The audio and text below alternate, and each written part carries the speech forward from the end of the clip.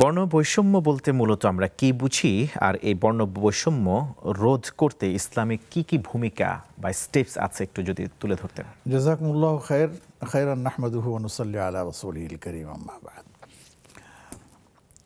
বর্তমান সময়ে আসলে আমাদের দেশে এই বৈষম্যবাদের বিরুদ্ধে আন্দোলন চলছে।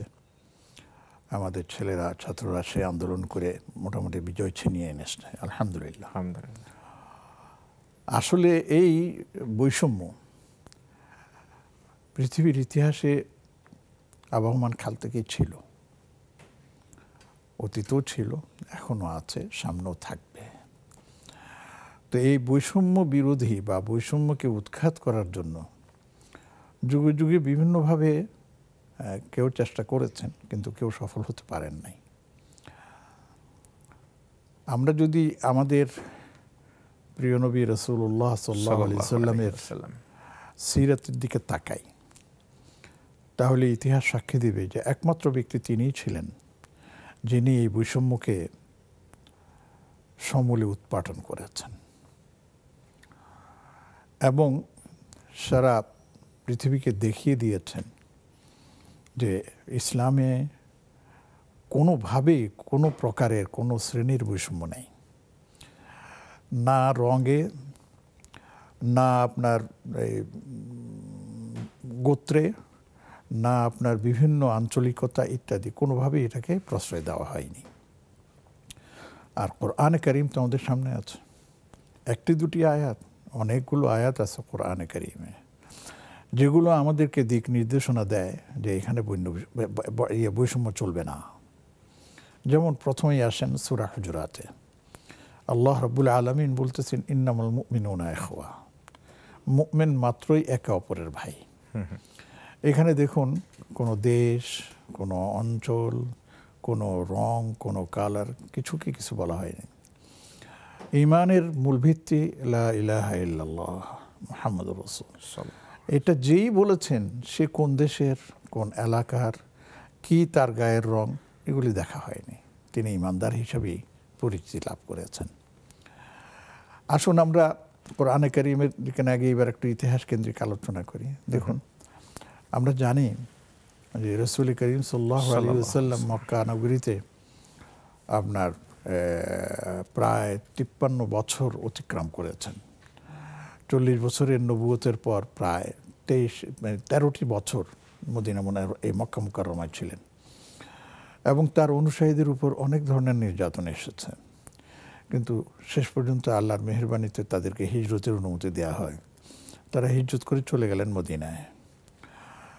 রাসূল করিম সাল্লাল্লাহু আলাইহি সাল্লামকেও সেখানে যেতে হলো। দেখুন, আমরা যদি তাকাই তাহলে দেখি নবীজি প্রথম কি কাজ করেছেন সেখানে গিয়ে।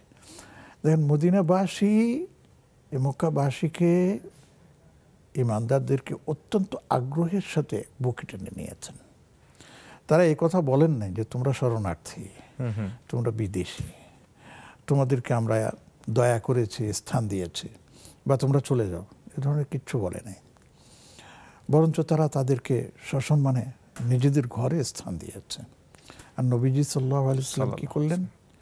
প্রথম কাজটি তার ছিল যে এই মক্কার মানুষ যারা মুহাজির, হিজরত করে এসেছে, ঘর বাড়ি ছেড়ে সবকিছু, তারা শরণার্থী ধরা যায়। অপরদিকে যারা মদিনার অধিবাসী, তারা এই দুই আপনার সত্তাকে একসাথ করে দিলেন। একজন আনসার, একজন মুহাজির, একজন আনসার, একজন মুহাজির।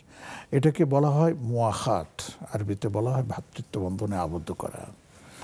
এবং এই ভ্রাতৃত্ব বন্ধন এমন ছিল যে সেই মদিনার সাহাবীরা তাদের সম্পদের মধ্যে পর্যন্ত তাদের মুহাজির ভাইয়ের জন্য আপনার উত্তরাধিকার নির্ধারণ করেছেন।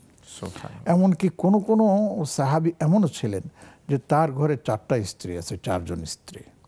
তিনি বললেন যে দেখো আমার 4 জন স্ত্রী, তোমার কাকে কাকে পছন্দ হয় বলো, যে 2 জন তুমি পছন্দ করে নেবে, আমি 2 জনকে তালাক দিয়ে তোমার হাতে তুলে দেবো। সুবহানাল্লাহ, চিন্তা করতে পারেন এগুলো।